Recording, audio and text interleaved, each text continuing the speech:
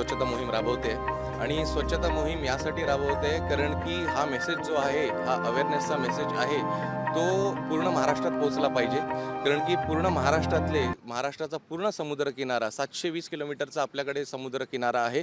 तो 720 किलोमीटरचा समुद्रकिनारा खराब झाला आहे आणि प्लास्टिकच्यामुळे खराब झाला आहे. मुंबईचा समुद्रकिनारा स्पेशली खूप खराब झाला आहे आणि ती गोष्ट लोकांपर्यंत पोहोचली पाहिजे. कुठेतरी प्लास्टिकचा जो वापर आहे तो टाळला पाहिजे. रिसायकलिंग युनिट्स चालू केले पाहिजे. कारण की प्लास्टिक जे आहे ते आम्ही विचार करतो की प्लास्टिक असं म्हणतात की plastic is the biggest invention of Mankind. प्लास्टिकच्या सारखं इन्व्हेन्शन कधी झालं नाही आहे, बरोबर. तर ते इन्व्हेन्शन आपण लोकांकडनं बॅन करून घेऊ नाही शकत, पण आपण रिसायकलिंग युनिट्स जे आहेत ते शहरामध्ये वाढवू शकतो आणि रिसायकलिंग युनिट्स वाढले तर हा कचरा जो आहे तो इथेही येणार नाही.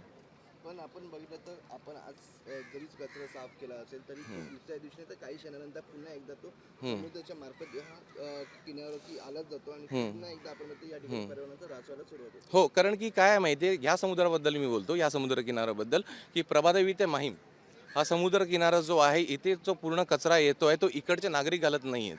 तर हा सगळा कचरा जो येतोय तो मिठी नदीमधनं येतोय. ठीक आहे. तर मिठी नदी जी आहे ती आपण दरवर्षी आपण बघतो की BMC टेंडर्स काढते आणि बोलते की BMC मिठी नदी आपण साफ करू आणि हे करू, पण तो गाळ तसाच असतो आणि तो गाळ जो आहे तो समुद्रात येतोय आणि तो समुद्रामधनं तो समुद्र आपल्या पोटात काही ठेवत नाही म्हणून समुद्र तो कचरा बाहेर फेकतोय.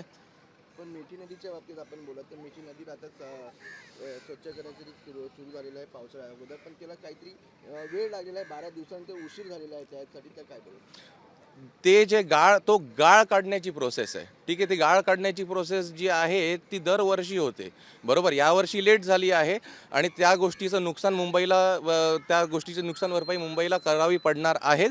पण आपल्याला जी प्लास्टिक जे आहे त्या थांबवण्यासाठी एक वेगळा प्रोसेस आहे. तो कितीतरी वर्ष BMC राबवणार अशी फक्त म्हणते, पण ते काय प्रोसेस राबवला जात नाही आहे. पंतप्रधान नरेंद्र मोदी यांच्याकडनं देखील स्वच्छता मोहीम राबवण्यात येते, त्यांच्याकडनं देखील स्वच्छता मोहीम राबवण्यात येते, त्याबद्दल तुम्ही काय सांगाल? नाही, पंतप्रधान नरेंद्र मोदींकडनं स्वच्छता मोहीम राबवण्यात येत नाही. स्वच्छता मोहीम राबवण्यात येते हे दाखवलं जातं आहे, ठीक आहे.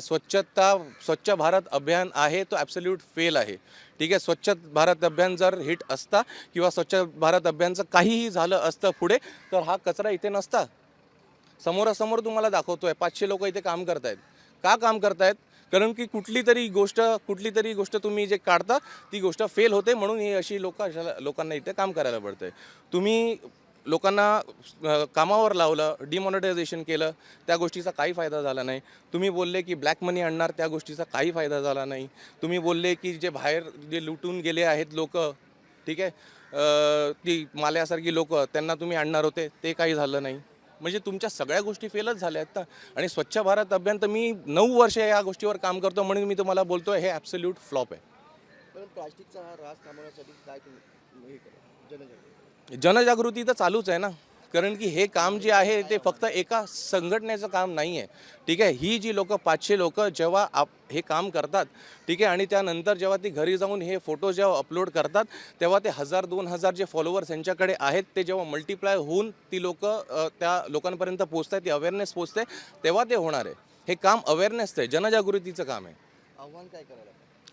मला आव्हान हेच मी करतो की 2 गोष्टी. एक, लोकांनी जे आहे आपल्या घरी जे आहे सुका कचरा, ओला कचरा हा सेग्रिगेट करा, ठीक आहे. कारण की सेग्रिगेट करूनच ते प्लास्टिक जे आहे रिसायकलिंगला आपण पाठवू शकतो आणि जो ओला कचरा आहे तो कंपोस्टिंग करू शकतो. त्यांनी जे आहे फार मात्रामध्ये हे कमी होणार आहे प्लास्टिक इथे येणं.